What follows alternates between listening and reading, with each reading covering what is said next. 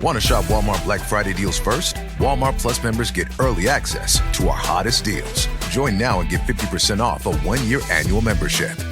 Shop Black Friday deals first with Walmart Plus. See terms at walmartplus.com. This episode is brought to you by Allstate. Some people just know they could save hundreds on car insurance by checking Allstate first. Like you know to check the date of the big game first before you accidentally buy tickets on your 20th wedding anniversary and have to spend the next 20 years of your marriage making up for it. Yeah, checking first is smart. So check Allstate first for a quote that could save you hundreds. You're in good hands with Allstate. Savings vary. Terms apply. Allstate Fire and Casualty Insurance Company and Affiliates. Northbrook, Illinois. Anyway, I want to say, man, so the Lions, look, we seen the Lions last week. And the Lions, they played the Indianapolis Colts. And the score reflects a beatdown. Let's just be honest about it. The score reflects a beatdown as if the Lions really just steamrolled over them. They won 24-6, but let's be honest, if you watched the game, you were not necessarily happy about everything you've seen from the Detroit Lions. If you watched this game, you've seen the Lions look a little bit sloppy. You've seen the Lions look like they were beatable, if you will. You've seen the Lions look like they were not a 10-1 team. A team that's leading the NFC and the best in the NFC, the best rushing yards. All of these glorious stats that you see about the Detroit Lions, that necessarily wasn't the case against the Indianapolis Colts. They ended up winning this game, but the Lions should have had at least 40-something points against the Colts. Shout out to the Colts for holding it down, playing defense, and making sure that did not happen. However, the thing with the Lions is, bro, when you go against a team that has a legitimate offense, it's not going to look pretty. It's not going to look pretty because we can all sit here and laugh at the Colts for losing, for being a bad team. We can laugh at all these other teams that got 50 put up on them, the Tennessee Titans, the Jaguars, who else got, the Seahawks got 40-some put up, the Cowboys. A lot of teams done got 50 put up on them. But let's be honest, bro. These wins here, you ain't played a legit quarterback in the whole entire year. Let's be honest, all right? Because truthfully, from what I'm watching and I'm seeing the Lions go through, they playing all of these teams, I think the reality of the situation is, yeah, they're beating teams by 30 points. Yeah, they're beating teams by a large margin. But ultimately, you have not played a legitimate quarterback thus far. I haven't seen you take on a Joe Burrow. I haven't seen the Lions defense take on a Josh Allen. I haven't seen the Lions defense take on a Lamar Jackson. The best quarterback that I've seen the Lions go against was CJ Stroud. And let's keep it a buck, y'all. I'm all for being honest here. The CJ Stroud, he was out there playing with only Tank Dell and Joe Mixon. If he would have had Nico Collins and he would have had Stephon Diggs, we could have seen a completely different game. And hell, let's be honest about it too. If we would have seen one catch, then that would have been a completely different game because momentum would have shifted all over the place. But I'm all for it. Hey, Lions look good on paper. The numbers are there. The statistics look beautiful with the Detroit Lions. But I can't sit here and tell you that on a weekly basis, they're looking like a 10-1 team. Last week against the Colts, they didn't look like a flawless team. They didn't look like the team where you're like, oh, they're scary. They look like a team where it's like, oh, the Chicago Bears might actually beat them next week as long as Caleb Williams can complete a pass and gets rid of the ball. So I know the game is going to be at Ford Field. You're going to be playing the Chicago Bears, who's kind of a scrub team right now. The game is going to be at Ford Field, and Bears are 0-4 on the road. So it's looking like the Bears are about to catch BTA. They're about to get smacked up, which if I had to put money on it, I'm putting money on the Lions to smack up the Bears. But I will say, if Caleb Williams has a good game, then we could look at a different game because the Bears defense is not the bad thing that you have to be concerned about going into any games. Bears defense has been doing their job. So I doubt the Lions put up 50. I doubt it.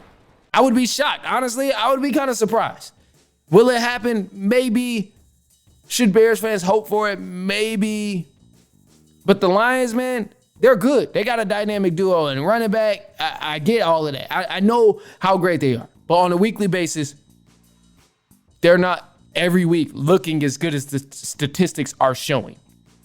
Every week, they don't look like a 10-1 team, which is okay, it's valid. I mean, hell, the Ravens don't look like they're as good as they are. The Eagles don't always look like a dominant team. a lot of teams, the Chiefs, it took them forever to lose a game, but they looked sloppy as ever. So it does happen. And I mean, hey, you want to get these type of wins out while you can, rather than the playoffs happening and everybody's on their best game, and that's when you actually slacking. But I'm gonna just say this, man. Hey, a lot of people think the Lions are unbeatable right now, but no, man. Lions, they have not played that legitimate quarterback yet that's really gonna torch them. I mean, because if you look at it, CJ Stroud ain't had no receivers. Baker Mayfield, he had his guys, and what happened? He ended up getting a win.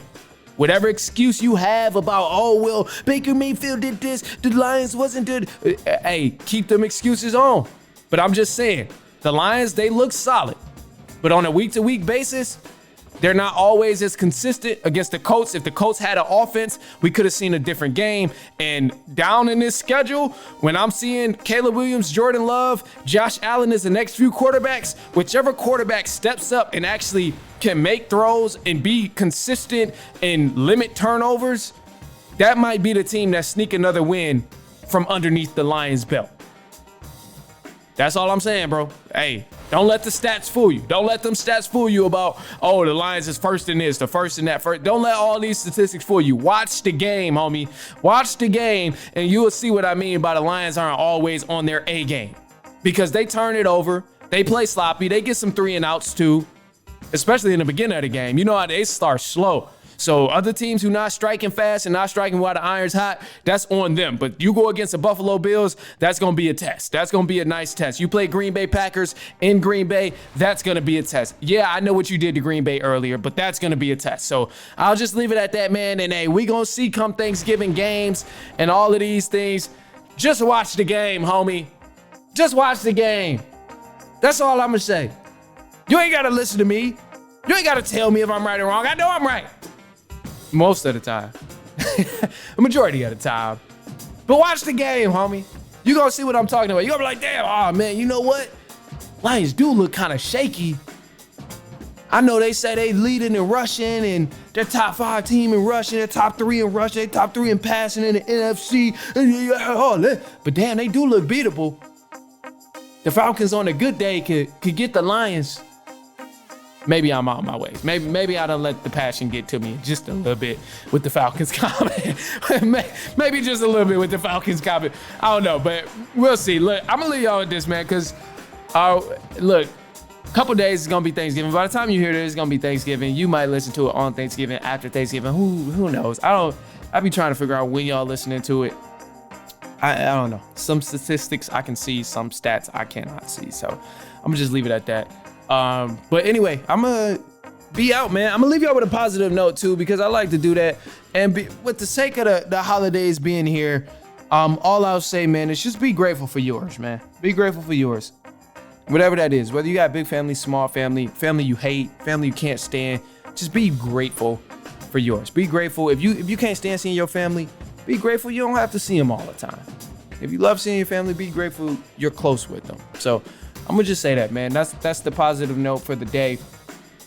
You'll get an episode again, funky week. So you gonna probably get an episode sometime later this week. Shit, it might even be Saturday. I don't know, man. The holidays is crazy, so you'll get it at some point. Just know. But other than that, man, send it to a cousin, a brother, an aunt, an uncle, a niece, a nephew, coworker, friend, family member, anyone you know who enjoys sports, especially if I talked about they whack Chicago Bears or their maybe fraud Lions. I don't know. I don't know. But just send it to them. I promise you they're not going to mind. Other than that, we're going to be back later on this week. And so on and so on and so on.